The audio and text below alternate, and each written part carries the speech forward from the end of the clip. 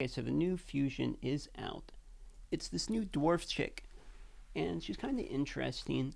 Um, I'm kind of split on how I feel about her, but let's walk through and look at what you're gonna have to do if you want to get her. So if you want to get her, you're gonna have to have 5-star fully ascended level 50 versions of these 4 characters, 2 of which were already in the game when this fusion came out, 2 of which were added to the game with the fusion. The ones that were already in the game are Basher, which is a Void Epic, and then we have Mistress of Hems, which I just got mine actually, I think it was 2 days ago. And then we have, these are the new ones, Captain Tamalia, which is color Tamalia because it just reminds me of that food. And Catacomb Counselor. Now, these characters are kind of interesting. Catacomb Counselor's really the big win of the 2 because he has this move, which is kind of like a mini Longbeard move. And I just got Longbeard, as you guys probably know if you've been watching my videos.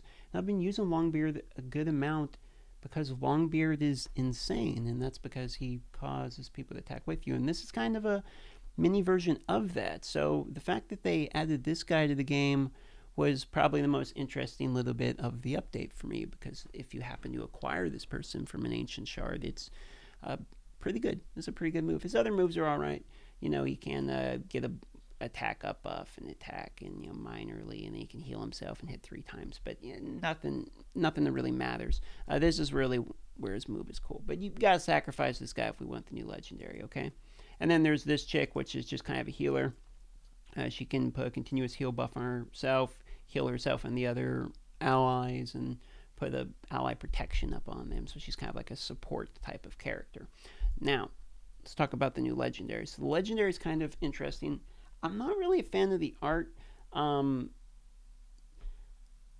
not really like a fan of like meme type of stuff in games, or like jokey type of art in game, unless it's like the character themselves is some kind of like jester or something, and he's like an evil jester, or whatever, it's thematic. Then I would get it. I understand that they're kind of doing like the Oktoberfest type of look here, but I just really don't like the meme style stuff. And the whole like flaming hot dog on a fork thing is kind of just, I don't know. Art wise, this one was a miss for me, but I think the shield is amazing. Like, look at the shield. Look at the detail. Look at that. It's almost like bubble is coming from a brew.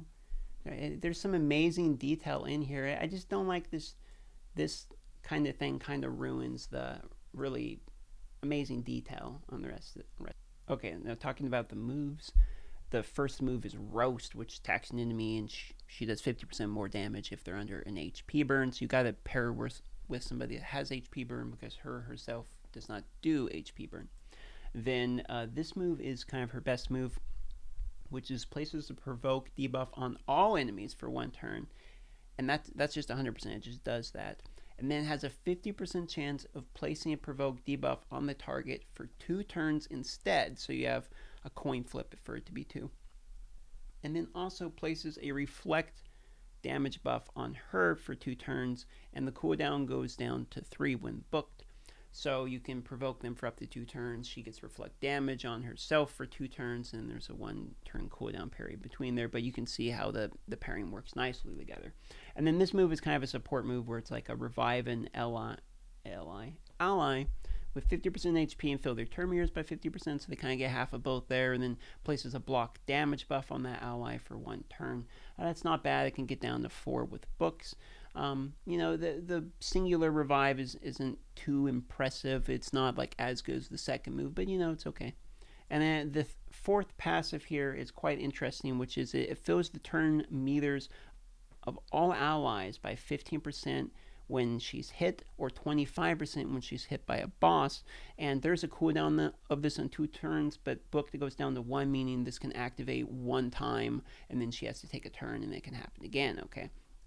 So the passive, linked with the provoke, linked with the reflect damage, her thematic is really she forces people to attack her, and then she gets some benefits from people attacking her. So I think that is a pretty cool thematic win. Also, if we look at her in the index, I believe from what I've heard, she has very high base stats as well. If you look at the defense, it's 1465, whereas we compare the like Mountain King, for instance, where he's really tanky, he's only has 1100, or this chick only has 980. So she has some pretty high defensive stats as well.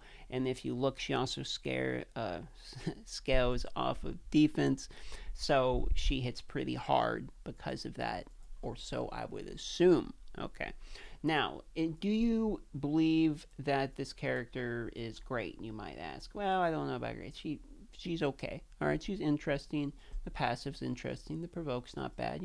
She's okay. I think she's very similar to the Foley, where she's like, all right, it's not going to be game changing for your account. If you do pick her up, you might be able to use her. If you don't get her, you don't really have to sweat about it too hard. Now, let's look at the characters you have to sacrifice, okay? Here's the people you would have to sacrifice in order to get her. It's a Basher, which you only can get from Void Shards. It's Mistress of Hymns, which is actually a pretty decent character by herself. It's this guy, which has like the mini Longbeard move, which he's actually a pretty good epic, and he's new. So if we get him, you might not want to sacrifice him anyway. So would you recommend hardcore going for this chick? Probably not. I mean, I don't think I'm going to go for her to give you an idea. I don't need her in my account. She's not going to add anything. She's not game changing. This isn't like fusion for Vizier or Warlord. If this was a Warlord fusion, I'd be going all in, but it's not, so I'm not. You feel me? But that's how I feel about it. I think these new epics are really interesting, though. If you pull this guy here, maybe you should hang on to him. Maybe you should play around with this guy, because this move right here has potential. I mean, maybe if I get him, I'd pair him with Longbeard, and you just have him constantly spamming mass attacks. Could be kind of fun pairing, but I like crazy stuff like that. Let me know what you guys think about this fusion, because I'm probably not going to go for it. I'd be curious if you guys do. It looks like the training event is coming out here in an hour, and it looks like we're going to get a Sacred Shard and a book. So if that is true, judging by the picture here, that's pretty good. I'll probably go for that one. And also this new guy, Painsmith. Now, I have Painsmith, and I don't... If he's the reward, it doesn't seem to fit with the event. I figured they would go with somebody different, but this is the guy that has the picture. So he's not one of the guys we need for the fusion. So hopefully he's not the reward, and it's just a picture, and we're actually getting one of the new characters because he was a placeholder. That's what I'm assuming, and we're getting one of the new epics, which in that case it might be a little bit easier to go for the character. But anyway, I just want to talk about him a little bit. I hope any of this was informative or just interesting to listen to. Sorry, it's pretty late here and I'm about to go to bed, but I wanted to get this out for you guys. I love you all, and have a great night or good morning, depending from where you're at, and have a good day if you're in the middle of it, I guess.